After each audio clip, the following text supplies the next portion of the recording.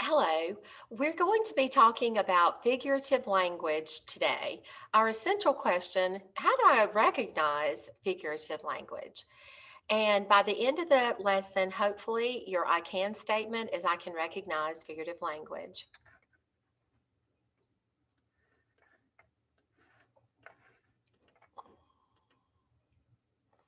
So to start with today, you have an index card or several index cards. On the front of the index cards, I would like for you to write the terms on one side. So for instance, you'll write simile on one side of the card, and then on the back of the card, write down what you believe a simile is in your own words. Then go on to metaphor, personification, alliteration, onomatopoeia, hyperbole, and idiom. This will probably take you a few minutes.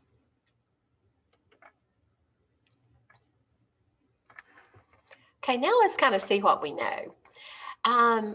Let's take a look. Simile and metaphor activity. Let's deal with those two first. If you were to say, my sister is a princess, is that a simile or a metaphor?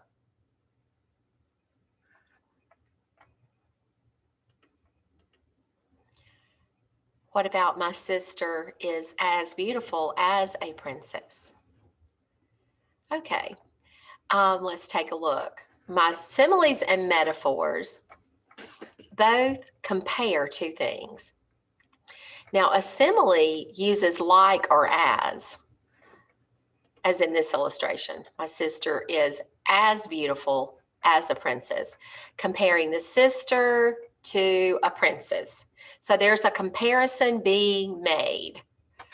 If you take a look at my sister is a princess, that's a metaphor because it compares the sister to a princess, but it doesn't use like or as.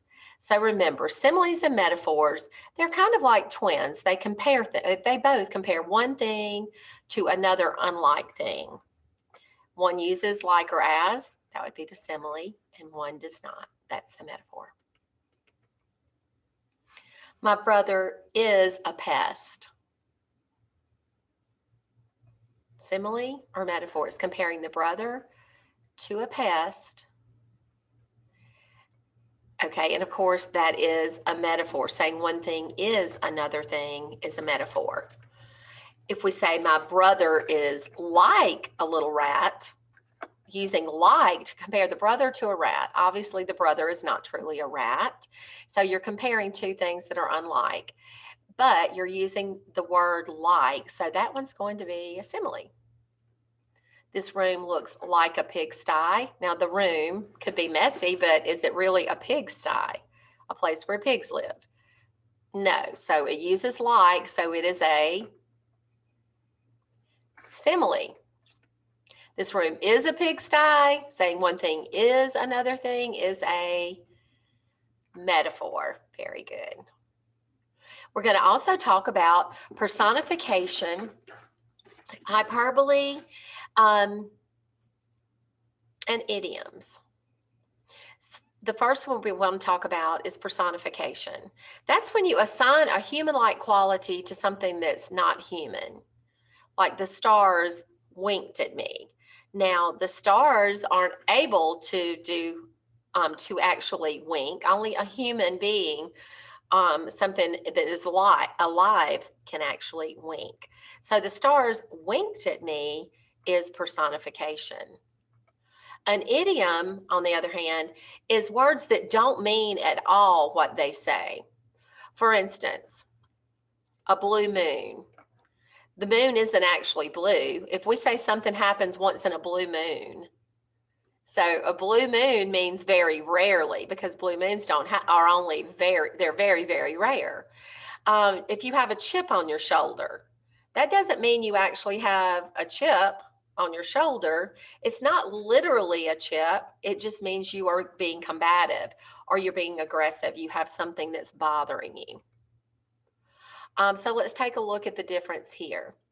The wind whistled a scary howl into the sky. Is that personification? Is it giving a human trait to something that is not human?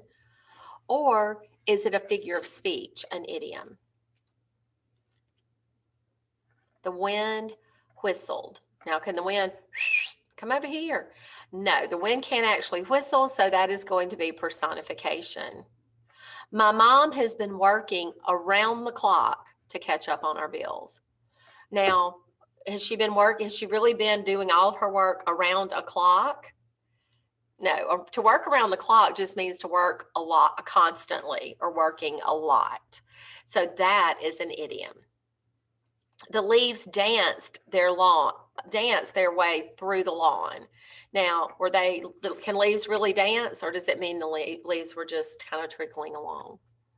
So that one is going to be also personification, because leaves can't actually dance. Only person can dance. If I say my boss was about to blow a fuse, he really doesn't have a fuse because he's a human being. So that just means he got very angry. The next ones we're going to talk about are sound devices. Onomatopoeia, it's words that sound like they're spelled. Example, like zzz. If you were to read buzz, it even sounds like zzz. Or oink, O-I-N-K. When you read the word oink, it sounds like it's saying oink, oink, oink, oink. Or quack, quack, quack, quack, quack. Do you see what I'm saying? So those are words that sound like they're spelled. And I put Old MacDonald on the as the example, because if you think about words that animals make, or sounds that animals make, or woof woof here, or moo, those words are words that are onomatopoeia. You also could think about them as comic book words like zoom, bam, bop.